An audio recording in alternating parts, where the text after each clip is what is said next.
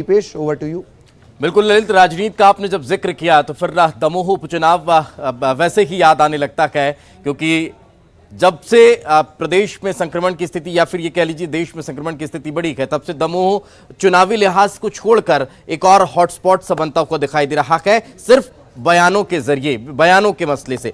तो वही आपको बता देते हैं कि जिस तरह से राजनीतिक सरगर्मी तेज है, चुनाव के लिहाज से राजनीतिक दल अपने अपने प्रत्याशी को जिताने के लिए एड़ी चोटी का जोर लगा रखे हैं।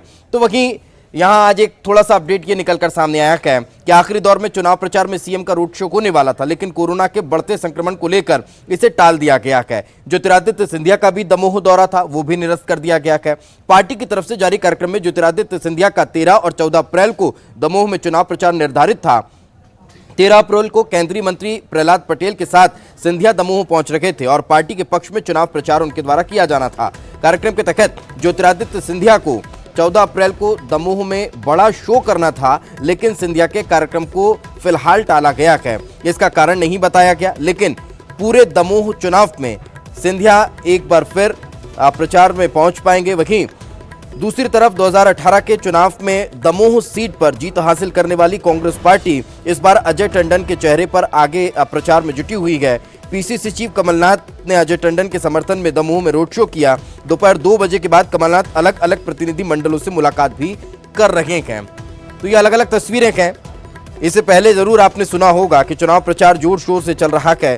तमाम जिम्मेदार जनप्रतिनिधि अपनी पार्टी के प्रत्याशी को जिताने के लिए एड़ी चोटी का जोर लगा रखे हैं, लेकिन चूंकि एकाएक जब संक्रमण बढ़ा तो आज ये फैसला लिया गया कि प्रचार पर सीएम नहीं जा रहे हैं और साथ ही ज्योतिरादित्य सिंधिया भी वहां पर प्रचार करने नहीं पहुंचेंगे।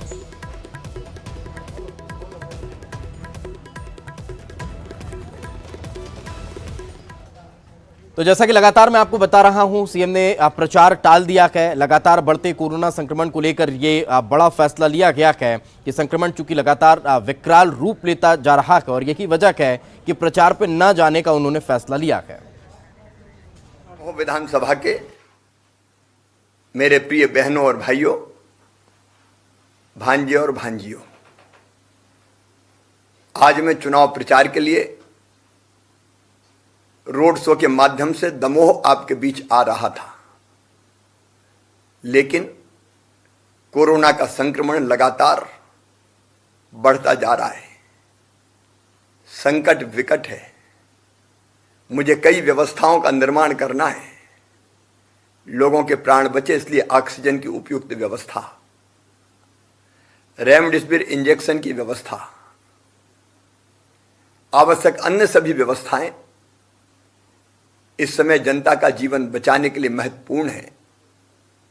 और इसलिए मैंने फैसला किया कि मैं इन व्यवस्थाओं में लगा रहूंगा और इसलिए आज चुनाव प्रचार के लिए आपके बीच नहीं आ पा रहा हूं।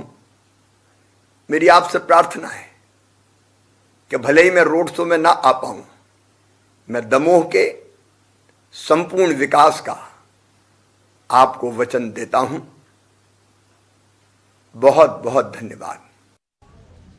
फिर जो फैसला मुख्यमंत्री शिवराज सिंह चौहान ने लिया, वो शायद अगर जिला निर्वाचन अधिकारी बहुत पहले ले लिए होते तो इस तरह की स्थितियां विकट होती नजर नहीं आती। मगर कांग्रेस लगातार प्रचार कर रही है। आज पूर्व मुख्यमंत्री कमलनाथ का रोड शो भी वहां पर हुआ। इसके अलावा ये भी जानकारी मिल रही है कि अलग अलग प्रतिनिधि मंडलों से उनकी मुलाकात भी लगातार हुई है। दमोह उपचुनाव के लिए 17 अप्रैल को वोटिंग होनी है और 2 तारीख को नतीजे आएंगे।